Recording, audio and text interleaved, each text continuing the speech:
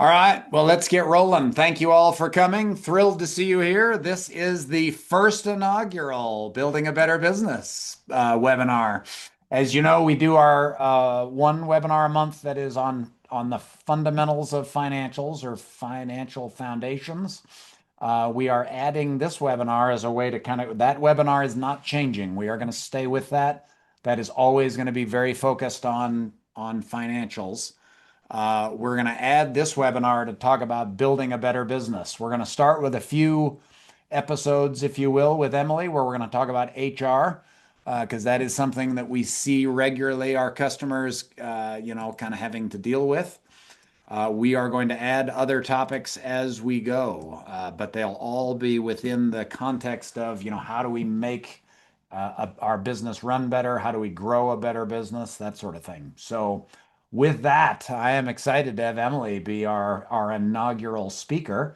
And she's got a bunch of stuff put together today. I think, Emily, do you want questions during the presentation or you want people to hold them till after?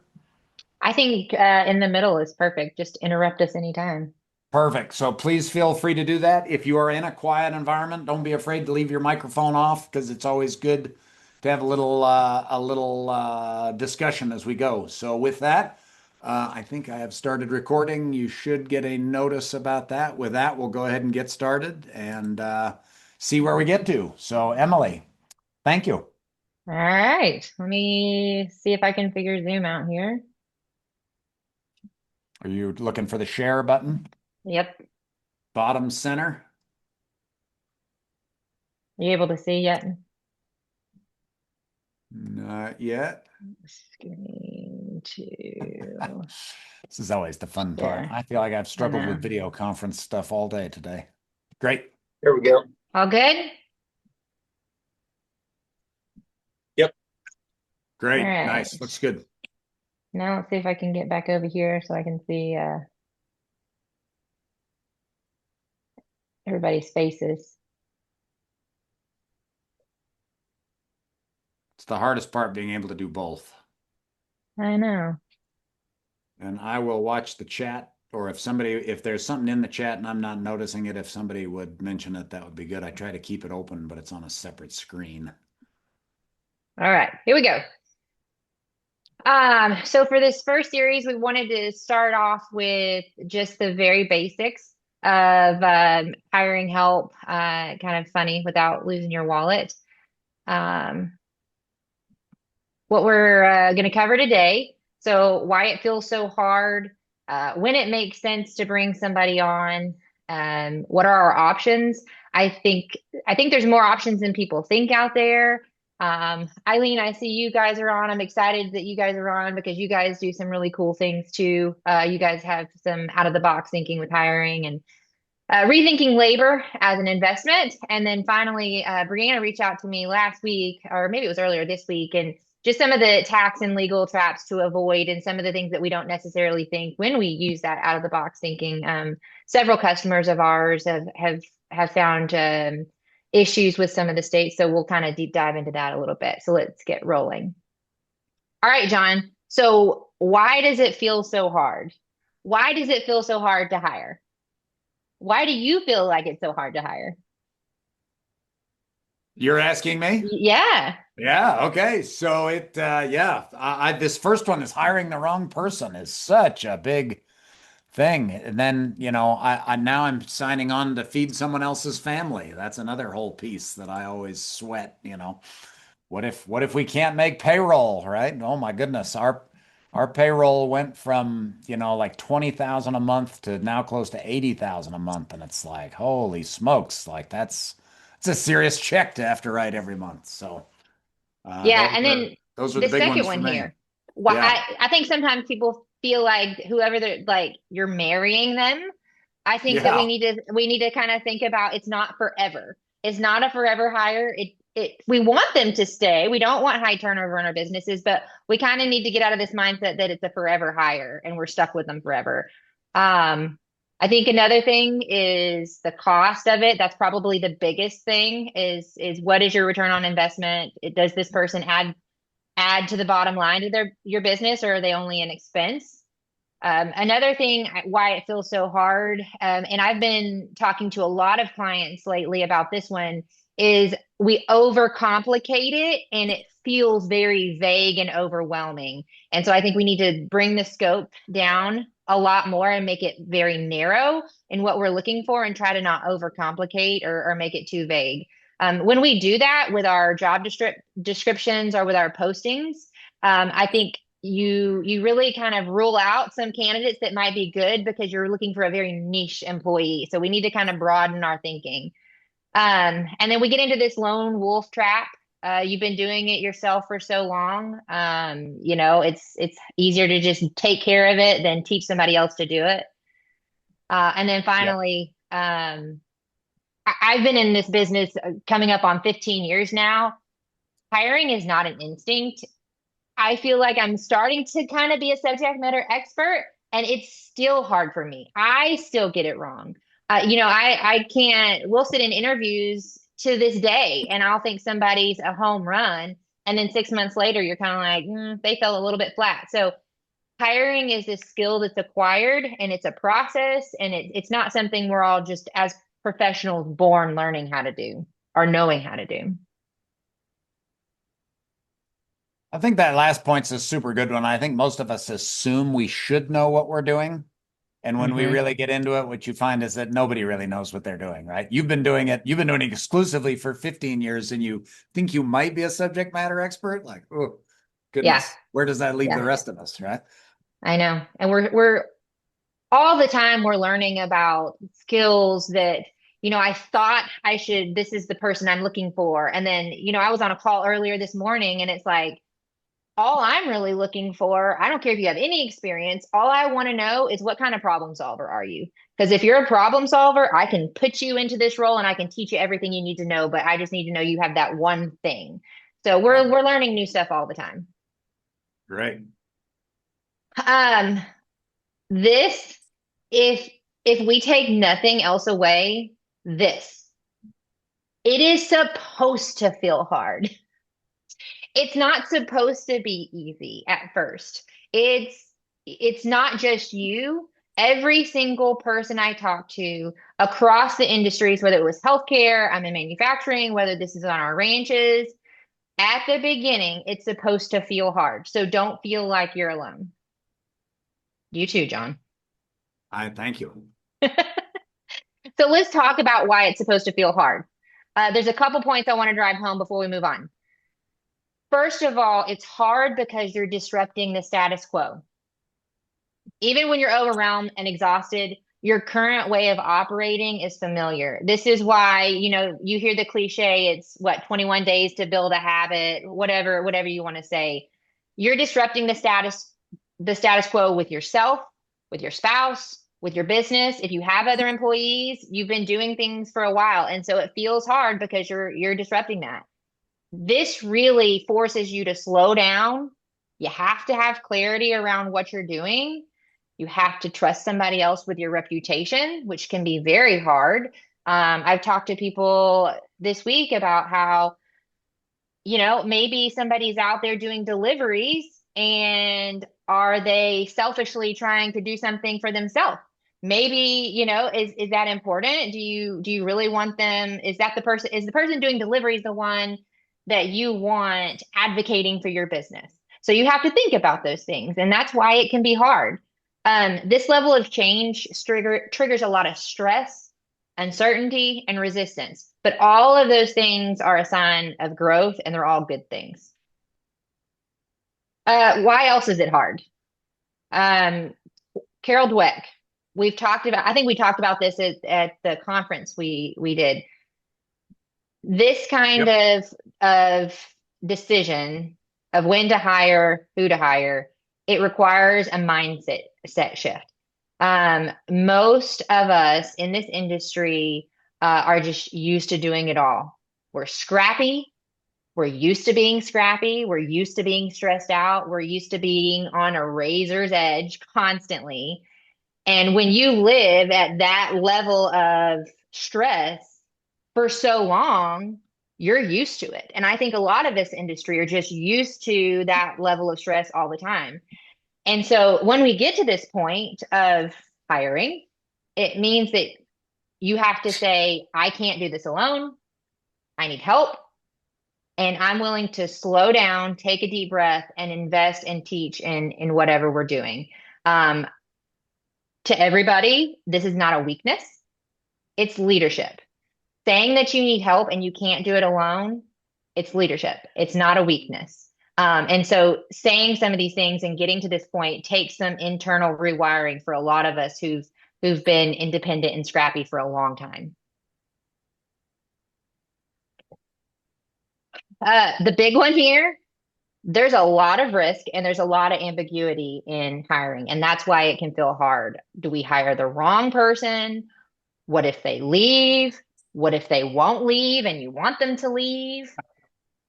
What if you don't have enough work? What if we don't have the cash flow to keep them?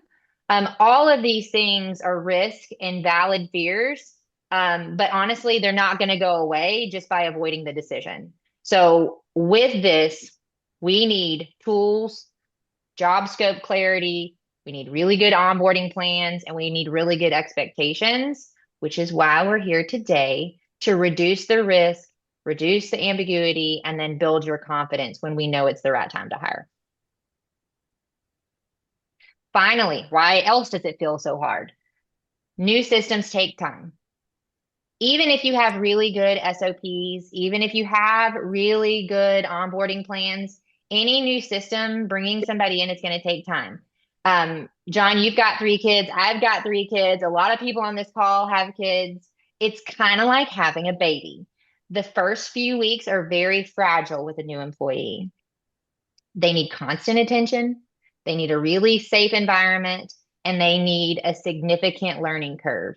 And so I think what people don't expect is when they have these new employees come into a business, they just want instant relief. Like, I've been doing it all alone. I finally made the decision to hire and I need relief today. But you have to have the mindset that there's this huge learning curve and it's going to get harder before it gets easier. So give them that safe environment to learn and that learning curve to where you bring them on well. They're not going to be autonomous. You're still going to be busy. But what we hope here is that it's a different type of busy so that you're training someone to help and you're not doing it all. And it's a really good investment if you do it right. Can I just add a quick, I don't want to derail you, but I think of Yeah. this all the time with my own kids. So Evelyn's at the age where she can wash the dishes after dinner.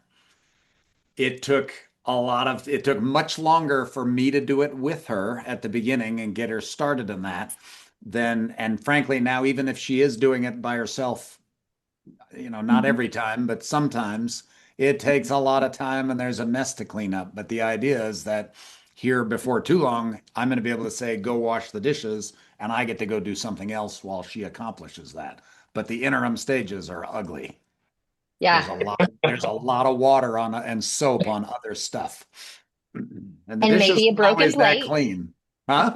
And maybe a broken plate here and there. Oh, maybe.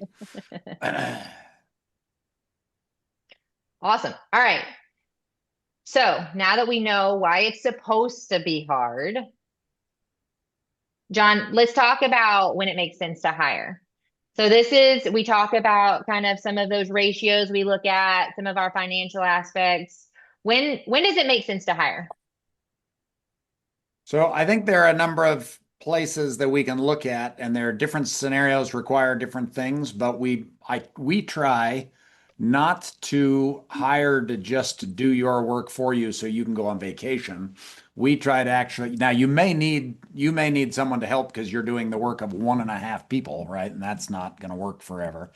But oftentimes we are trying to move the owner of the business or the leader of the business into higher value tasks.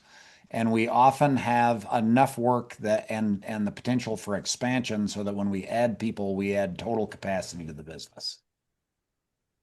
Correct. Right. So are we leaving money on the table because you're too busy to, like this says, deliver product, market, follow up?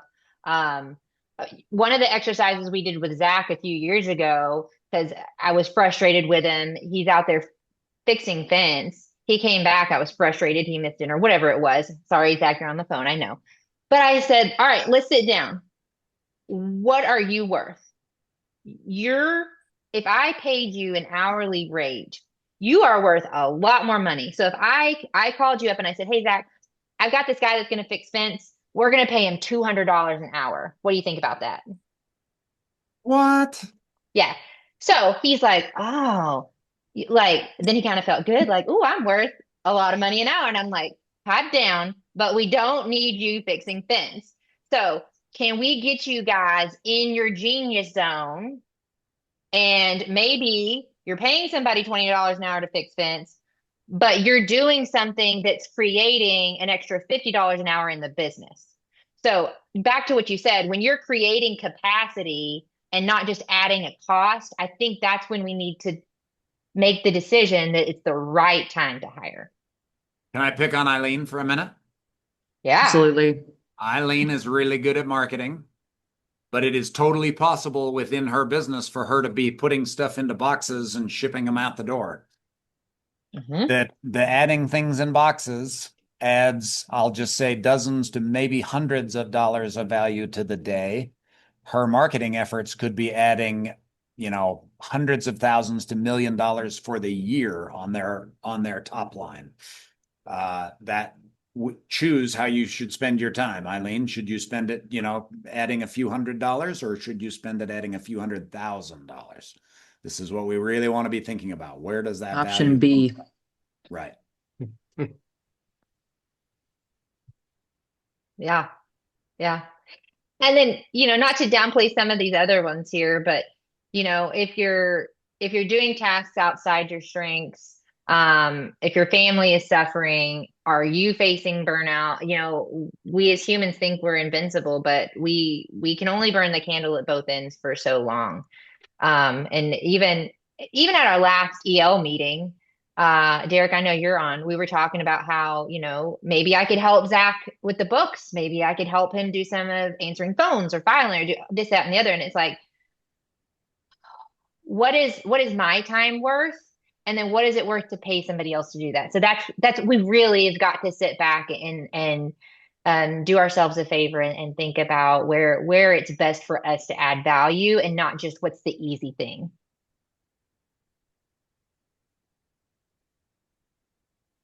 Can I add one more to that? There are things that you may be very good Mhm. at. One thing I found when I was running a kind of a small, medium-sized feedlot was that if I was trying to do the admin and work outside in the yard, my phone was constantly ringing. I had an obligation that, here comes a truckload of grain, here comes a truckload of cattle, here, let's get tomorrow's shipments coordinated. If I'm doing that while I'm checking pens, I'm not very good at checking pens. Now, I'll tell you, I think I'm good at checking pens, but I'm not very good at doing it when I'm on the phone. Yes. Agreed. Agreed. Agreed. So even though that's a strength and a passion area, I can't do both. No.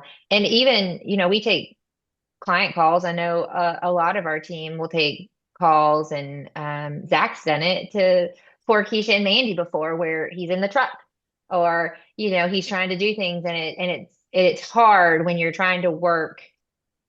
you're working really hard on some of these really big financial decisions, but you're not dedicating the time to being in the office and doing the genius work and spending the time slowing down and doing what you need to do. Yep. All right. So our key takeaway here, don't hire to get a task off your plate. John, that's exactly what you said when we started this section. Hire to create capacity in your business. So remember that when we're thinking about what we're doing with this. All right. Question. Can you guys see the full slide, or is my bar in the way? You guys can see it? We can see No, it. can see it. Okay, it's just me then. Yeah. Oh, when I was putting this together, even I sometimes when I'm talking to clients, I'm just thinking, all right, it's full time or it's a 1099. That's it. There's nothing in between. But really, when you take a step back and you look at your full gamut of options of what we have available at our fingertips, yes, maybe we've decided it's time to hire, but it doesn't have to be a full-blown W-2 employee. Yes, W-2 employees are an option, but there is high commitment.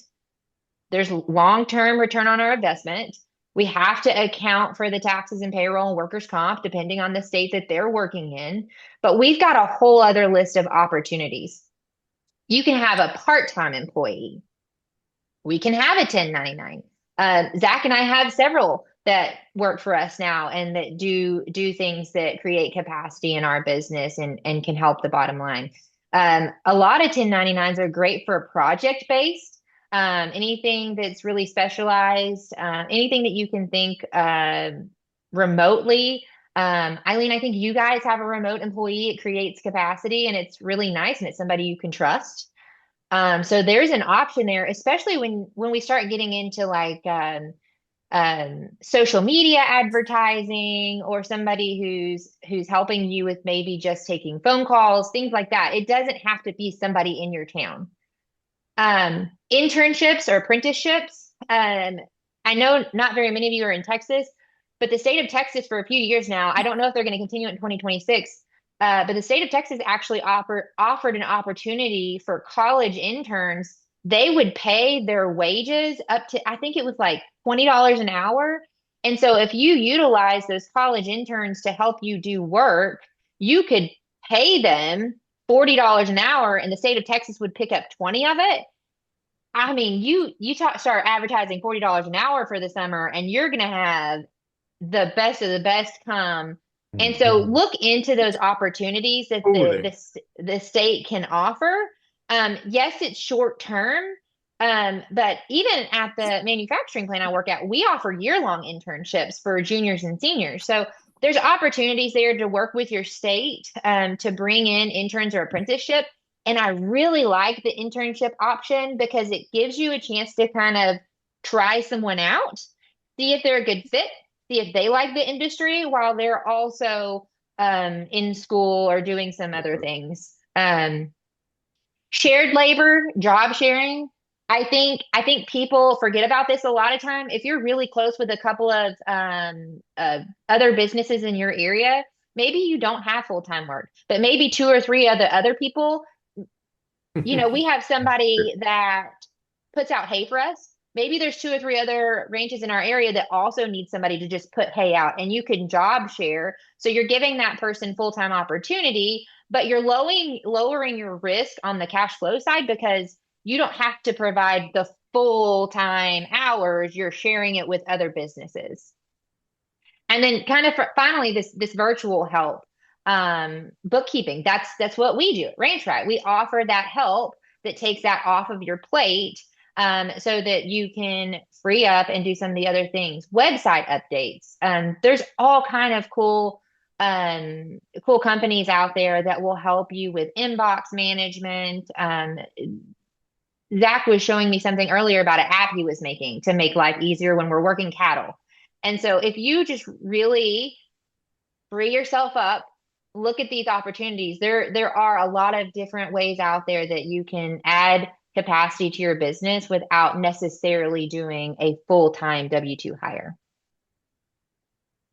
John, what else you got here? What else have you seen? So the thing that I find most fascinating here, and I'll use our recent experience talking to some people about doing our website. The virtual help option that is so common right now. Now, obviously, you're not going to hire someone virtually to take care of your livestock, but there are a lot of other things that can be done virtually where I can hire someone with a level of experience and expertise to work on my business, part-time for them. That is truly amazing. The skills and experience people bring, that they're employed full-time by a group of people. Man, it allows us to just have so much higher caliber of person than if we hired, a person in-house, or if we did it ourselves. And I think that's something to really think about. We talk about this a lot, with people that purchase our services, where you take somebody like Daniel Strong and put him on your team. Well, Daniel Strong does this all day long, every day. So he is really good at it. So So why not, participate that way, get the top help you can, but only have to pay them for a portion of their total time. Yeah. And I saw Jennifer's comment here. I love that. I honestly, I had overlooked that. And we utilize it at our manufacturing plant all the time. Using staffing agencies they do get the benefits potentially through the Yep. agency. And that's a phenomenal option as well. If you have like a Spirion or a Manpower or something in your area and you're looking for somebody who's already been vetted, they do the drug screening and the background check. So those are awesome options as well, Jennifer. Well, Is we actually have is a that customer similar that, to oh, good. is that similar to a headhunter? No, this would be like a temp agency, Hmm. but headhunters can be useful also.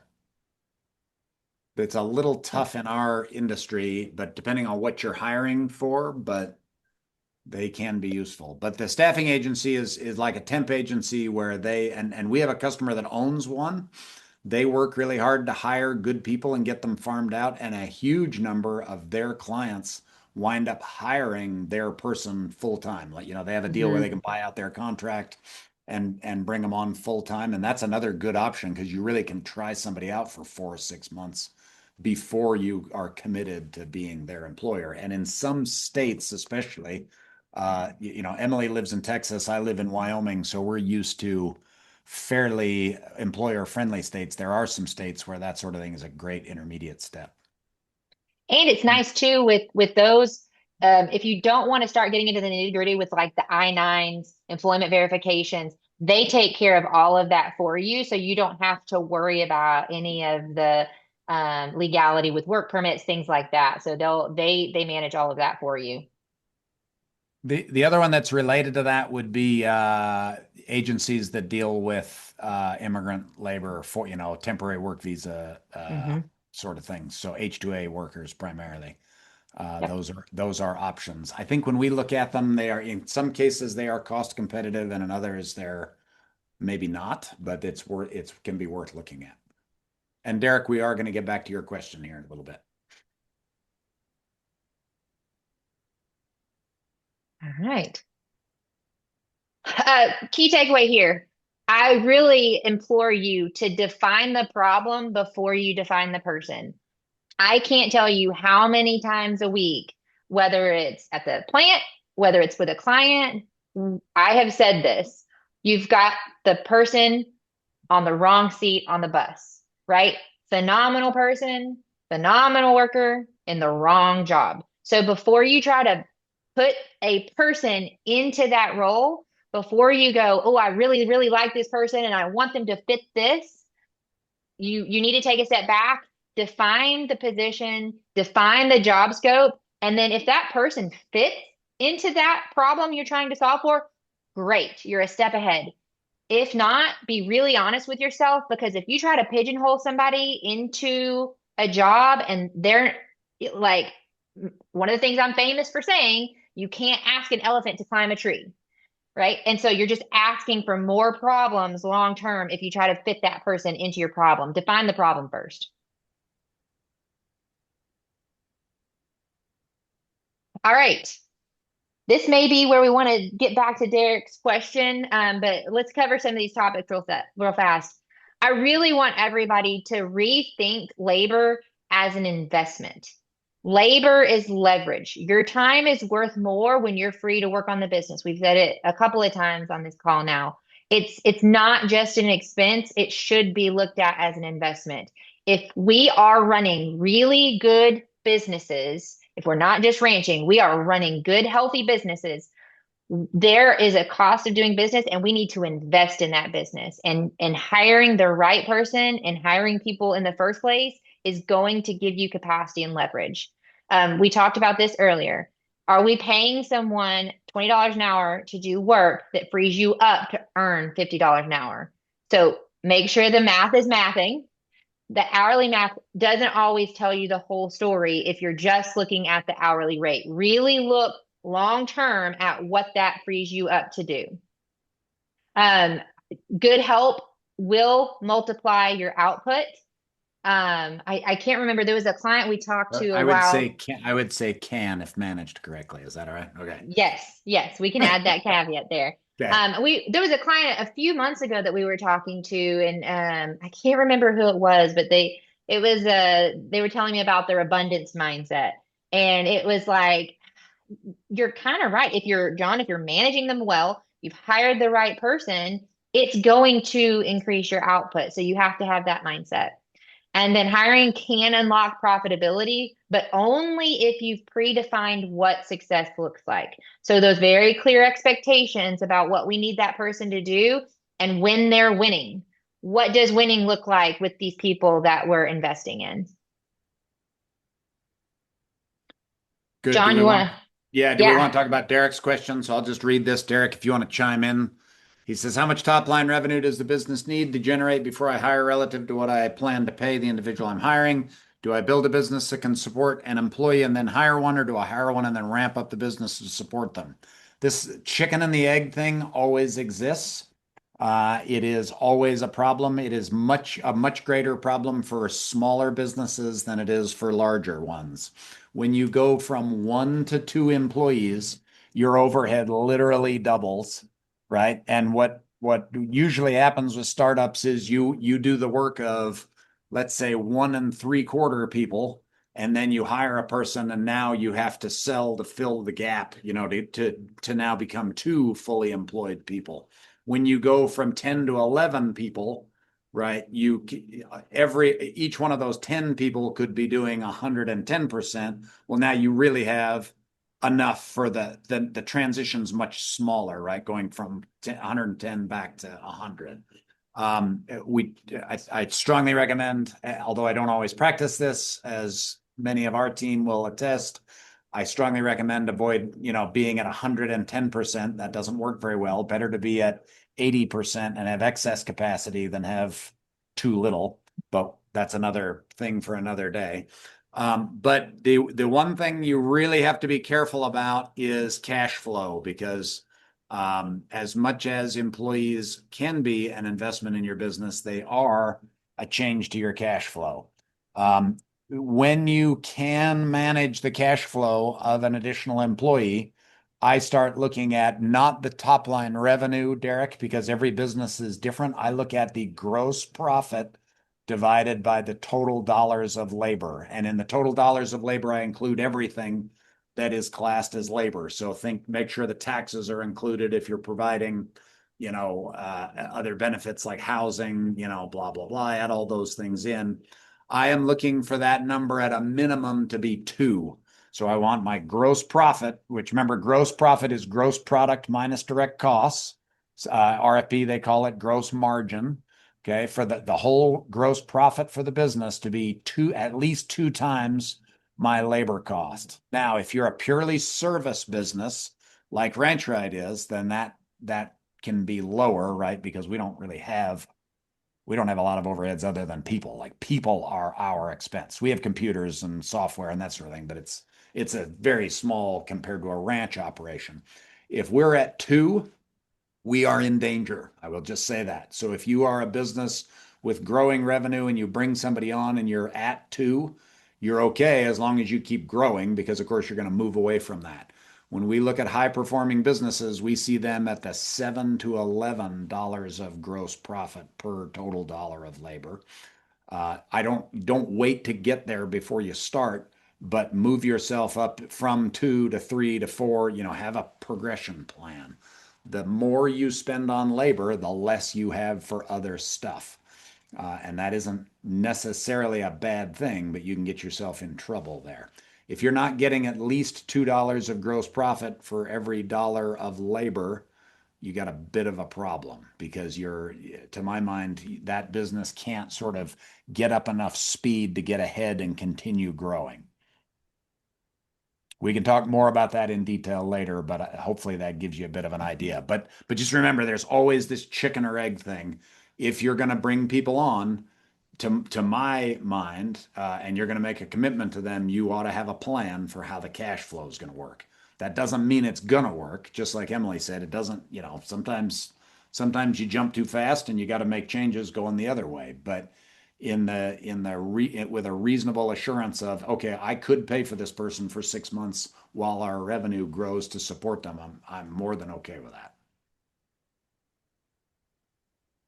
You want to add anything to that, Emily?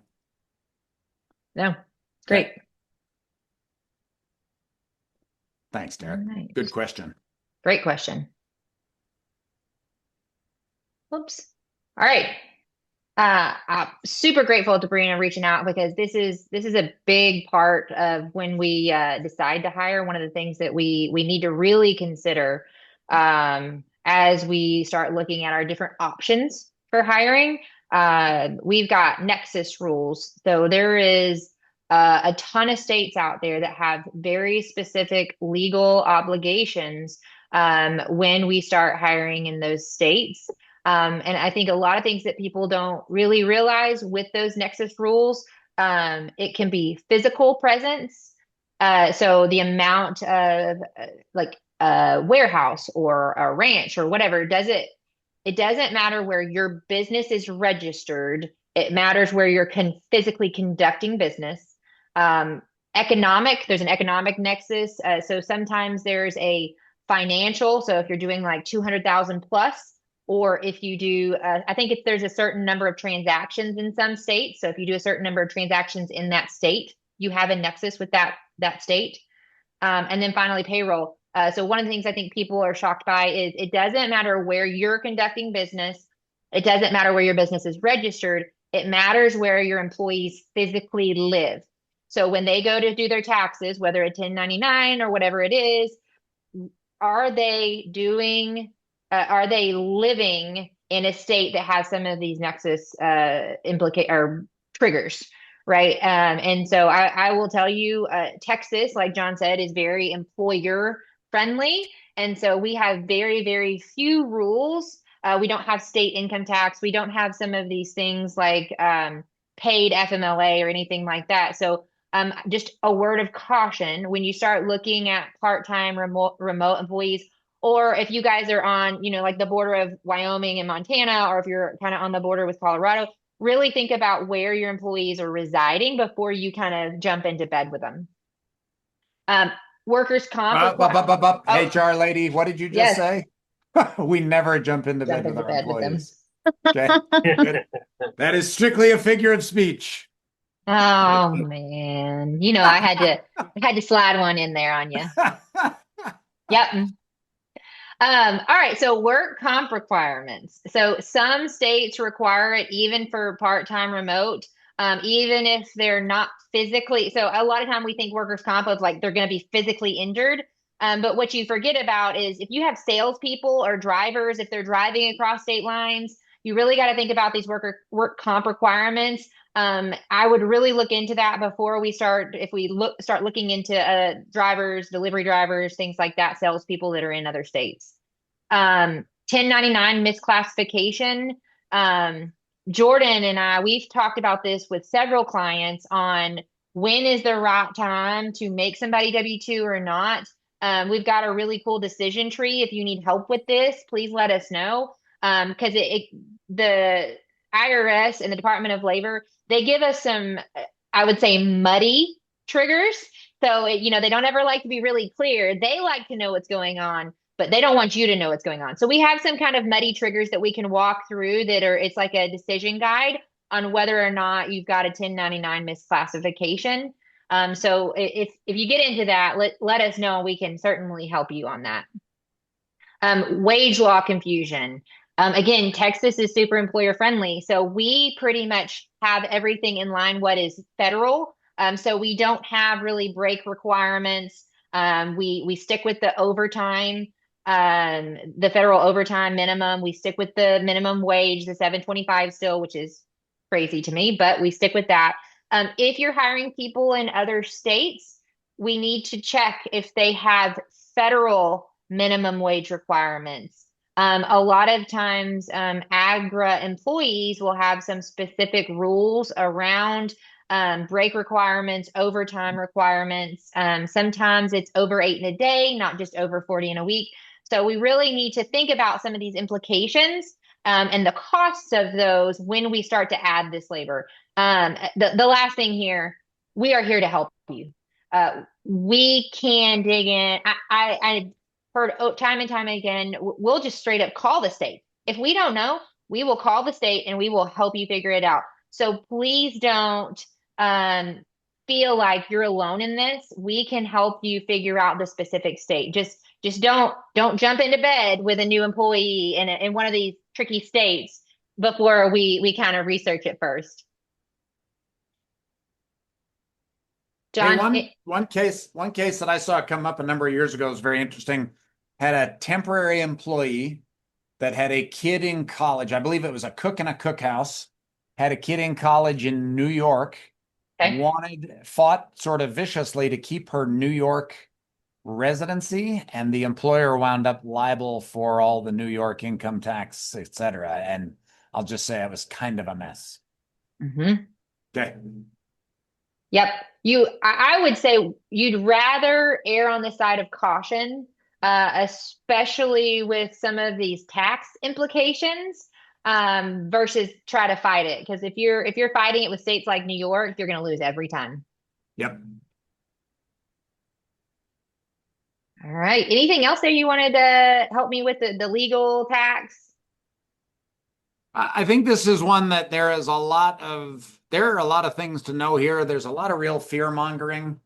There are a lot of things to be very, very scared of. And most of the time you talk to the right person, get the right information. Most of these things are manageable. They can be a pain, but they are manageable. Yeah. Agreed. All right. Before if there are any questions that people haven't jumped in on, just some final thoughts here. What would it feel like to spend 80% of your time in your genius zone? One of the things we talked about at the conference a couple weeks ago, I don't think people put enough emphasis on sitting in silence. If you haven't shut your phone off, shut your email off, shut your Teams messages off, and shut your kids off and your spouse for a minute, and just sat in silence for a significant period of time, I'm thinking like 30, 45 minutes to really let your brain, and I'm also not talking about the 30 minutes before you fall asleep in bed. I'm talking about when you're in your zone, you got a notepad, you can write stuff down, get it out of your head. You need to do that. What would it feel like to spend a lot of your time in that genius zone? What capacity could you add to your business? Hiring does not have to be forever. Like it can be a test, it can be a trial. Zach and I, a couple years ago, we hired our first full-time W-2 employee. He wasn't here long. It sucked. It was not great, but we learned a lot. It was a time for us to get a lot of stuff done. We were able to travel during that time. He's gone now, and it didn't wreck our business. We didn't have a reputational loss. It wasn't forever, but it was that stepping stone to kind of break that paradigm of we do need help, but maybe the help doesn't look like that. So don't be afraid to make a mistake. Hall of Famers in the major league, they're batting 350. We're not going to get it right 100% of the time, and I don't want you to expect that you need to get it right 100% of the time. Unicorns do not exist. So if you're looking for a unicorn, I promise they're not out there. I've looked for them for a long time. You're solving for a bottleneck. You're not trying to find a unicorn to be the next COO of your business. And then finally, the pain of staying stuck is often way more expensive than taking a risk and potentially making a mistake. John, what do you got? Any final thoughts? I think the biggest thing is if you are new to hiring and managing employees, don't start by hiring a top level position. Start small.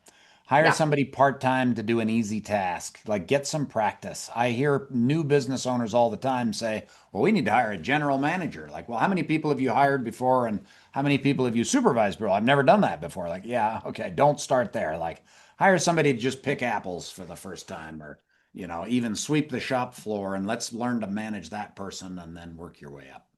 Once you've hired and managed a number of people, then you can kind of become more ambitious and move yourself up the food chain. Yeah. Yeah. Keeping it simple. Gosh, what was it wasn't extreme ownership. It was this last book that I read. It just, if you're trying to overcomplicate things, you're going to stumble and you're going to make it frustrating for everybody else. So just keep it very simple. Keep these job descriptions simple. Hopefully your first experience is a good one, but if it isn't, keep trying. Like you Yep. said, 350 is Hall of Fame. Uh, that means you're going to hire three people before you get one you really like. Yeah, out of the first three people you hire, you're going to get one you really like. Hopefully it's the first one, but it might be the third. Don't get discouraged. That's exactly right. I also think fit is a big deal. And if you hire someone and it is very clear early on they are not a fit, better to act quickly and reverse course than sort of hope it will get better. I don't know what other people's experience was dating and getting married, but generally things don't get better with more time and more exposure. They tend to get, annoying habits get more annoying. So if you have somebody that really isn't able to toe the mark early on when they're a new enthusiastic employee, they're probably not going to do better when they're 5 years in. Yep. It's exactly right. Exactly right. Everything is amplified. Yep. All right. Well, I wanted to leave a teaser for everybody here. So this was the planned next webinar. When you've got the wrong help and what to do about it, having those tough conversations. So that's kind of my plan for the next one. So leaving that teaser there, if this is you, if you got somebody on the bus but on the wrong seat, I want to see you back next month. Love it. Good. All right. You got any Emily, thank you. questions? Yeah, thank you very, very much. Let's take some questions. I've got one. I don't know if it's too nitty-gritty. But thinking about writing position descriptions for your hopefuls, um, how do you write position descriptions if you've never hired before, or as you grow and you need, like a position's not a fixed thing, right? It's like if this person really kicks butt, I need to feed them with more positions. And we run into this kind of, it's almost like it feels like you're shuffling a deck of cards where we have all these little mini positions. How do I compile them all together so I can hire one person to do, all these different things? Yeah, I think you should look at your position descriptions as evergreen documents. It's progress over perfection. I think you need to start with a general laborer, right? And then that general laborer is going to do XYZ things. You can expect to be exposed to any of these things. We may start out with just one, two. And if you're really good and you meet expectations, we're going to add three, four, right? So the keeping it very simple, and not trying to overcomplicate it. And then also having the expectations up front of when you bring somebody on and say, hey, I would love to add some things to you, but I want you to get really good at these first. But just know things are going to come. And then once that time comes, having those very clear expectations of, all right, we've set our bar. Now let's add to it. Mm. Okay, that makes sense. Yeah, we just Good don't. question. I think we just don't want super super specific job descriptions or position descriptions to where we pigeonhole ourselves out of some really talented people. Because I think Right. some of the best hires that we've made and that I've seen, if it's a quality position, they weren't a quality expert. They just were really good at making things happen. Yeah, we see that a lot. It's like, I don't want to tell you about this because you're going to be surprised at how good you are. Once you've been here for 3 months, Mhm. so it's like, but how do you, but you still need to let them know, okay, this is coming, or here's, you're going to be measured against these KPIs, or this is going to be your definition of success. So how do you do that with transparency without freaking people out? Yeah, yeah, can be tough. What else? Other questions? Hey, it's Danny and James Hey, hey from Georgia. guys. Hey. We we have a question in terms of, say we're on closer to like our fifth employee and it just not all at the same time, but one after the other. And it just seems like every time we hire someone, either they leave or they aren't that great and they cause us almost more strife than it seems like they're worth. How how does that, at what point do we ask ourselves, do we have bad hiring techniques? Do we need to reach out to a wider pool? Um, how would you address that? And I got to the meeting late, so I may have missed something y'all already addressed. No, Nope, I think you're you're perfectly good. germane. Yeah. Yeah. So the where I would start is have you have you considered doing exit interviews to try and figure out root cause of why these people are leaving? I guess informally, yes. James has done that, and it's usually, they want to do their own thing. They see how we do it and think it's pretty easy, so they'll just do it on their own and skip us as the bothersome employer. And so, kind of like they get training and move on through us, which is a normal. I mean, that's kind of a normal flow of things, but we'd like to retain employees. And so a lot of it is they move on to do their own thing, or sometimes they need healthcare or bigger pay. And, I guess we're paying about $25 an hour. It's hard to 25 to 28. It's hard to go much higher than that. And again, this is the equipment business, not the Right. ranch. Right. Yeah.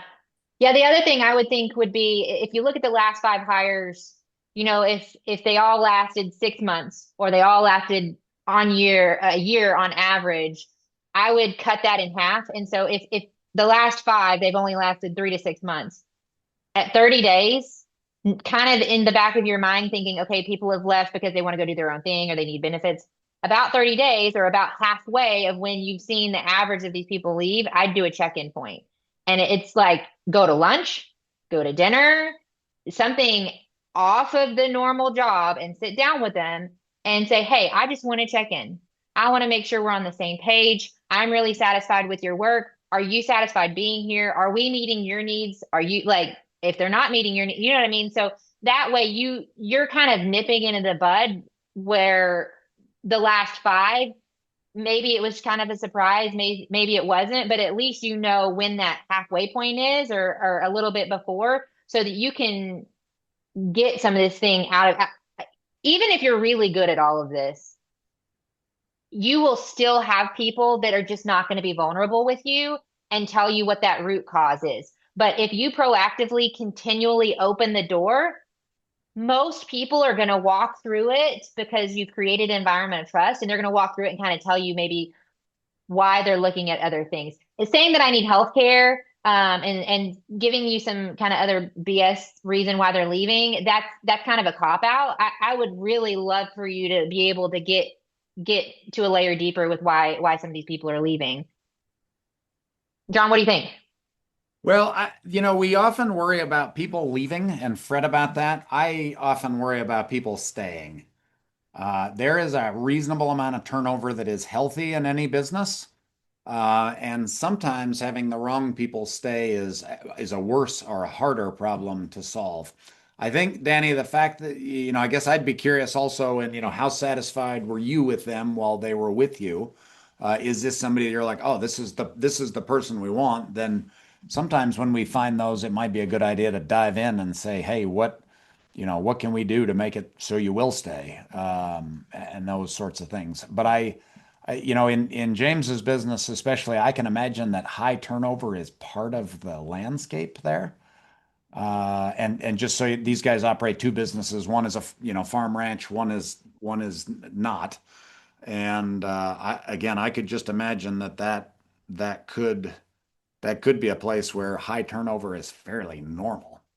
But I don't know all that. But there's a pretty seasonal component to it, isn't there? There is definitely some seasonality to it. It slows down a bit in the winter, but probably worse, and what drives more employees away is the heat of the Georgia summers and Yeah, the right. need to you got to work through it. And we do Yeah, accommodate. We have early days. We get to the job site early and we leave early, things like that. yeah, But no, to answer your question, were we 100% pleased with it? Well, or even like 80% pleased? Probably not yet. We're still looking yeah, for that person that is not a unicorn, but can at least not, damage the equipment, yeah, etc. And so yeah. that's kind of where the second part of the question is, you seems like we've tried and just by the time we've trained them on equipment, and gotten them to the point where they're not damaging everything, and because it's very detailed, part of what makes our business with the equipment successful is Yeah. is that we are very detail oriented, Yep. and super high quality work. And so that I think is maybe also one of our barriers. We can't just necessarily have anybody helping us. Yep. Yep. Yeah, and again, that's one maybe I've got a friend that works in Silicon Valley. A lot of the companies she has worked for also have some sort of compensation package that is tied to staying. And what's really interesting to me is there's always more out ahead. So if you do get the right person and want them to stay, maybe there's a bonus program whereby they can take a third of it now, two-thirds of it, or half, whatever, goes into sort of a credit account, if an account, if you will. It's added to on some regularity, and then they can take a certain amount back out with some frequency. That might tie people a little more to well, if I stay, I'm vested in 6 months from now, that sort of thing. That's Yeah, and that's another thing you can do is I've seen people do I'm gonna try and be eloquent here. Don't break thing bonus. So Yeah. if you've got labor that tends to like just they're hard on equipment and that's something that's important to you, you can say, hey, if the next every quarter, if you don't break anything and you keep good maintenance, we're gonna give you a $500 bonus at the end of that quarter for not breaking shit.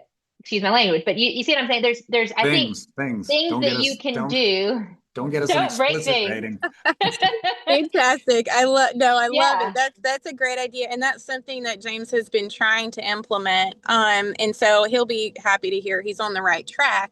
We just have to figure out the right employee. Yeah. Awesome. Cool. What else? Other questions? Great question, Danny. Thank you. All right, it's 3 o'clock. Then let's wrap up. I would remind all of you, Emily has been on the Ranchonomics podcast a couple of times. So if you want to hear more from her, please listen to those episodes with her. She is going to be back here next month. This webinar is going to happen on the first Thursday of the month. It's not always going to be Emily, but for the first few rounds, we're going to get a bunch of dosages of HR. So we're going to see Emily for a few months in a row here. Also, don't forget, we've got our regular webinar at the third Thursday of the month. So that'll be in 2 weeks, same time, same channel. So we look forward to seeing you again there. And Emily, thank you very much. Great job. And thank you to everybody that Thank you. came today. Appreciate it. It's nice seeing you.